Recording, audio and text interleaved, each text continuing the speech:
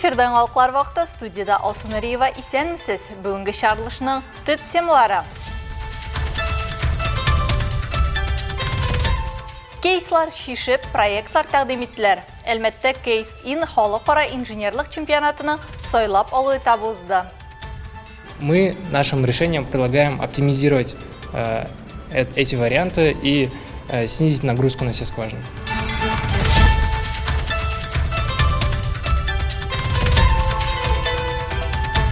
Сұраулар көп, жауаплар жоқ. Клара Цеткин урамы көп фатирлы йұрт яшаушілер подвал тұрышына азарлана. Я с 93-го года здесь живу. Каждый раз вот общаемся, каждый раз заходишь. Уф, Лёта, что у тебя пахнет?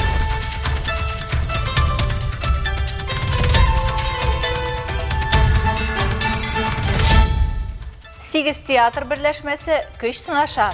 Бүгілмәді сәйер фестивалі өтті. Бүгін міне фестиваліні тәмамлап міне шында уздырабыз. Барлығы біздің мұнда 8 коллектив қатнаша.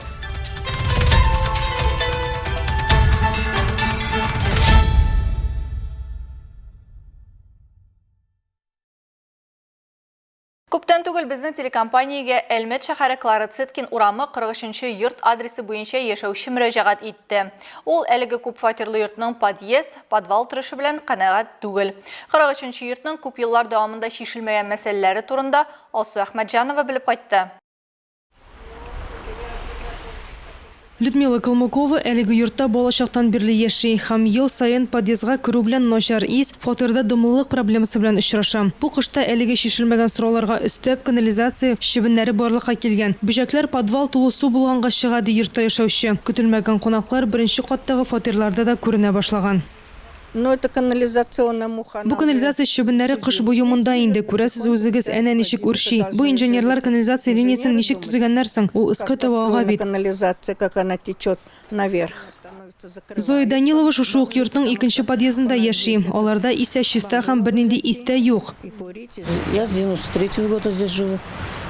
Каждый раз вот общаемся, каждый раз заходишь. Уф, Лёта, что у тебя пахнет? Вот всегда. Әлігі проблеманың ұшына шығу үшін біздің түшіру түркімі қызмет көрсету компаниясы мастер Зәрина Ахмадиева білән ұшырашты. Ол өз ширатында 43-ші йұртның күшкіні болуына хам онда небары 8 фатир орнашқанына қарамастан, оның проблемалы йұртлар исемлігінде кіруін білдірді. Мастер айтуынша сәбәбі белгілі. Халы канализация линиясын дымлы салфеткалар білән томалы. Шуңа күрә линияны күн сайын шистартырға туры келе, деп үстәді ол. То есть от фундамента до колодца ежедневно засоряется. Негізінен құйыға қадар күн сайын линия тығыла. Шуны айтырға керек, әлі бит турбада шойын түгіл, пластик. Яғни біз шығарылышны өзгәрттік инде. 8 гына фатир болса да күн сайын шүпләнә. Подвал кибәргә дә өлгермей. Подвал не успевает просыхать. Идарәче компанияның гомуми үй чаты бар. Анда барлык хезмәт күрсәтелә торган йортларда яшәүче 1266 кеше кергән. Әлеге чатта идарә хезмәткәрләре һәр яшәүчегә канализация линиясын азык калдыклары, дымлы салфеткалар һәм башка әйберләр белән тутырырга ярамый дигән мәгълүмат җиткерә. Әлегә бу гамәлләр нәтиҗәсез, дип белдерде Зәрина Ахмадиева. Алсу Ахмаджанова, Рамил Базартинов, Яңгыр вакыты Луч Әлмәт компаниясе. Қолабыз юлларын қорап тұту бойынша ішлер дәвам итә. Юл хәрәкәте иминлеген тәмин итү үшін шәһәр автомобиль юллары идарәсе хезмәткәрләре шықырларны бетерү эшләрен башкара. Белгечләр Галеев, төзүчеләр чатынан Галеев урамына кадәр ватанны саклаучылар урамында, Сөләйманова, Совет, Монтаж, База, Герцен урамнарында, Бигеш төзүчеләр бөҗрасында, шулай ук Бигеш Радищев һәм мәйданга борылыш янындагы участокларында шықырларны инде ремонтладылар. Халык һәм машина йөртүчеләр өчен уңайсызлыкларны киметү өчен эшләр күбесенчә төнлә башкарыла. Бу куелган асфальтның температурасы 160 градуска җитү белән бәйле. Аңа суыну өчен берничә сәгать кирәк. Төнге эш зур трафикны булдырмаска һәм хәрәкәткә йогынтыны киметергә мөмкинлек бирә. Белгечләр машина йөртүчеләрне игътибарлы булуларын һәм эшләр уздырыла торган зоналарда тизлек режимын саклауларын сорый.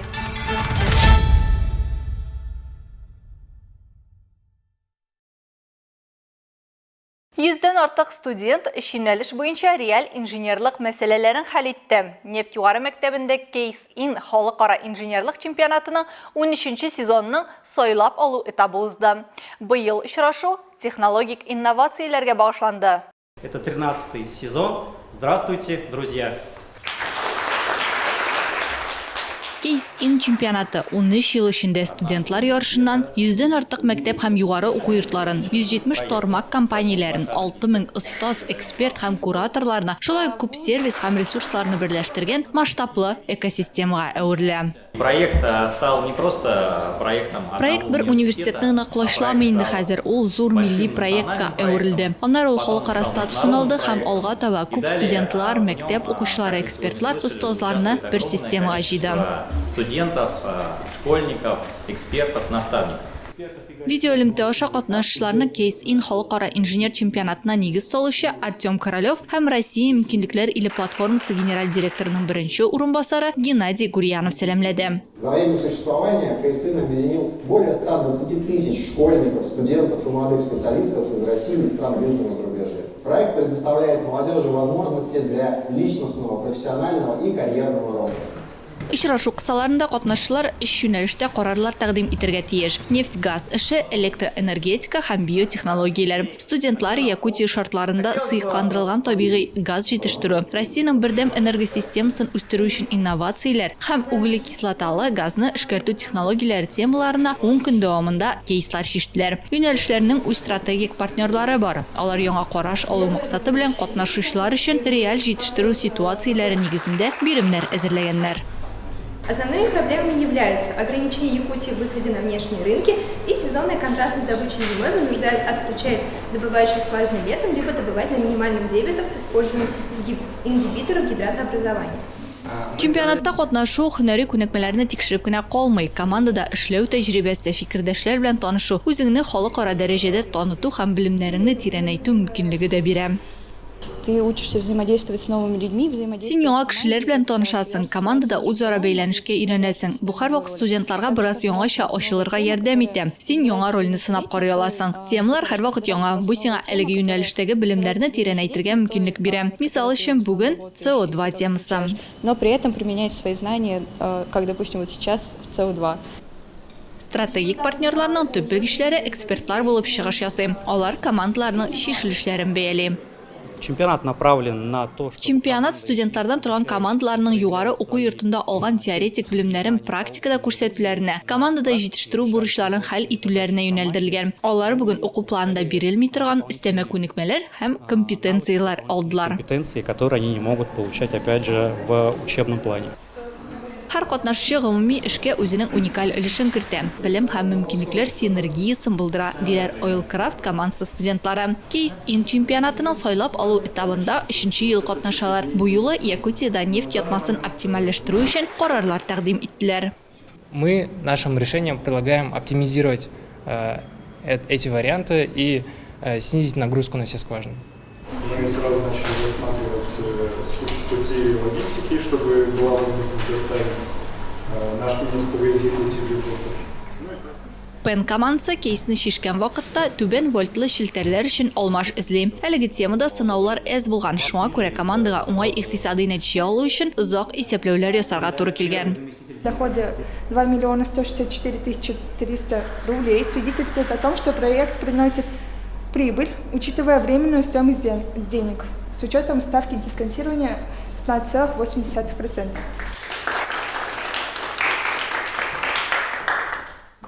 В качестве альтернативы мы предлагаем промежуток. Альтернатива сыйфатында без арада шелтәр тәкъдим итәбез. Бу тема яңа түгел, андый проектларны инде сынап караганнар. Әмма без бернинди дә мәгълүмат тапмадык аларның нәтиҗәсе буенча. Шуңа күрә үзебезгә тулаем санарга туры килде. Никаких данных, и поэтому решили сами пересчитать.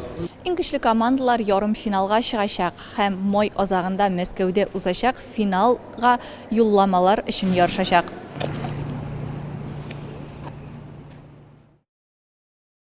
Без бөек җиңүгә китергән 1945 елны искә алуны дәвам итәбез. 1945 елның 14 мартты 1362 сугыш көне. Дәүләт оборона комитеты Ерак Көнчыгыш һәм Байкал аръягына һава һөҗүменә каршы оборонасын көчәйтү турында карар кабул итә. СССР хөкүмәте Венесуэла Республикасы хөкүмәтенең СССР һәм Венесуэла Республикасы арасында дипломатик мөнәсәбәтләр урнаштыру һәм дипломатик вәкилләр алмашу турындагы тәкъдимен кабул итә. Кенигсбергтан көньяк-көнбатыштарак 3нче Белоруссия фронты гаскәрләре камалган дошман группировкасын юк итү буенча сугыш алып бара. Икенче Белоруссия фронты гаскәрләре Данцинг-Гдыня районында камалган икенче немец армиясының төп көчләрен юк итү буенча сугышлар башлый. Беренче Белоруссия фронты гаскәрләре Кольберг районында блокадага алынган дошман группировкасы белән сугыш башлый. Чехословакиядәге икенче Украина фронты гаскәрләре Зволин шәһәрендәге мөһим тимер юл төенен азат итәләр. Җиңүгә 56 көн калып бара. Әлмәт районында хөрмәткә лаек булган хезмәт ветераны Сәлимә Нәбиулла кызы Нәбиуллина бүген үзенең 104нче туган көнен каршы алды. Шул уңайдан аның өе тулы кунак. Юбилярны туганнары ветераннар советы вәкилләре һәм Әлмәт башкарма комитеты җитәкчесе Гүзәл Хәбетдинова да котлады. Сез һәр вакытта белеп торасыз, ярдәм итәсез. Рәхмәт сезгә бик зур. Картларны онытмыйсыз. Сәлимә Нәбиуллова Әлмәт районы Шупай авылында туа. Ул 6 балалы зур крестьян гаиләсендә иң олысы. Авыл мәктәбендә бары 6 ел белем алгач, ул Әлмәт районының Шулпан колхозында эшли башлый. Бу аның гомеренең иң авыр тормыш еллары дип билгели Сәлимә апа. Сугыш вакытында ачысын да, төшесен дә күргән хезмәт ветераны. Шуннан юл йөрдем. Колхозга эшләдек. Әти үзе производствода чыгып эшләп йөрде. Шулай безне туйдырды 6 балайык. Атам үлде дә әйтте инде ул. Гел әйтәдер, төшенә кергәндер.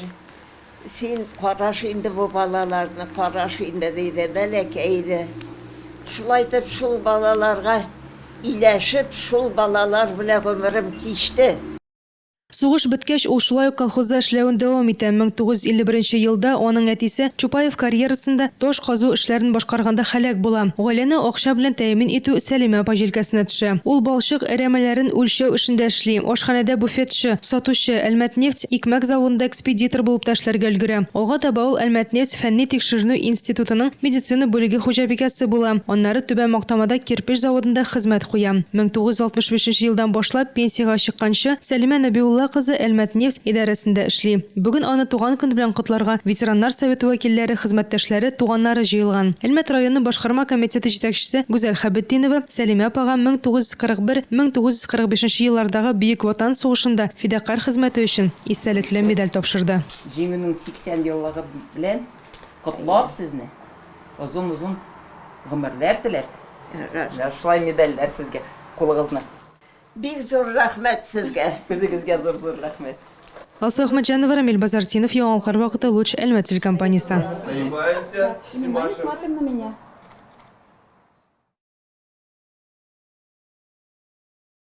Хезмәт ветераны Ефалия Комарова да бүген 95 яшьлек юбилейын каршы ала. Аның да өе кунаклар белән тулы. Ветераннар советы вәкилләре, туганнары һәм коллегалары котларга килгән. Ефалия Григорий кызы Туймазы районы Воздвиженка авылында туа. Мәктәптән соң ул Уфада техник вузда белем алуын дәвам итә. Гаилә корып, тормыш иптәше белән алар 3 бала тәрбияләп үстерәләр. Әлмәткә күчеп кайткач, ул гомере буе Әлмәт җылылык шелтәрләре оешмасында инженер булып хезмәт куя. Шуннан пенсиягә чыгып, бүген дә бәхетле гомер кичерә. Представитель тепловых сетей, мы тоже вас хотим поздравить с вашей красивой такой датой. Да. Тоже желаем вам хорошего настроения, бодрости духа, здоровья, чтобы было хорошее, родные и близкие всегда радовали, и все будет хорошо тогда. Поздравляю.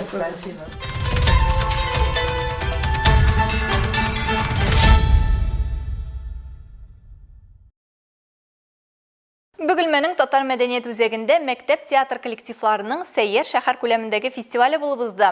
Анда 8 мәктәпнең театр берләшмәләре катнашты. Балаларның артистлык талантларын Айгөл Шәрәфиева карап кайтты. Бу Сәйер театрлар фестиваленең муниципаль этабы. Ул укучылар арасында сәләтле балаларны барлау, аларда татар телен үстерүгә кызыксыну уяту, балаларның иҗади мөмкинлекләрен тормышка ашыру максаты белән уздырыла. Башта укучылар төркеме арасындагы бәйге мәктәпләрдә узган. Моңа кадәр безнең һәрбер мәктәп коллективы үзләренең мәктәпләрендә чыгыш ясадылар.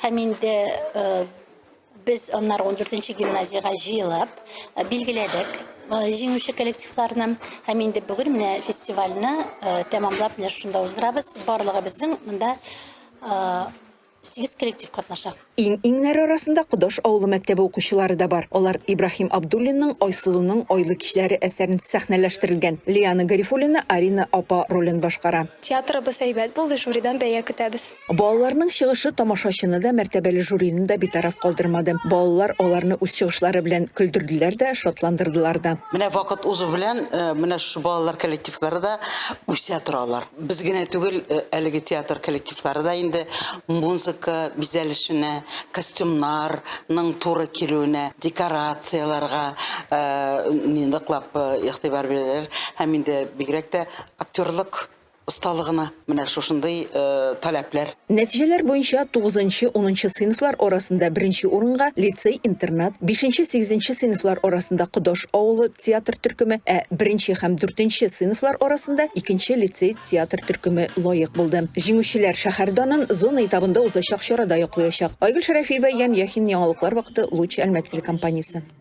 Яз җитү белән этләр ешрак агрессия күрсәтә башлый. Белгечләр бу эт туйлары чоры җитеп, гормоннар артуга бәйле ди. Әлмәт районында февраль ахырыннан агрессия күрсәтүче этләргә зарланган кешеләрдән хәбәрләр арта.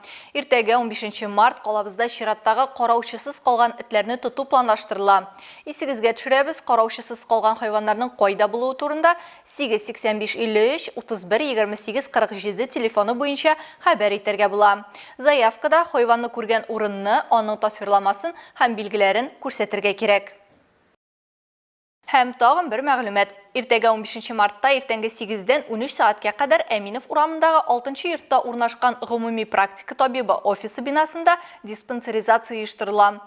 Анда һәркем үз сәламәтлеген бушлай тикшереп, йогышлы булмаган хроник авырулар барлыкка килү куркынычы факторлар турында белә алачак. Диспансеризациянең төп максаты булган авыруларны мөмкин кадәр иртәрәк ачыклау һәм дәвалауны вакытында башлау. Шулай ук диспансеризация кысаларында Әлмәт халкы флюорография һәм маммография узалачак.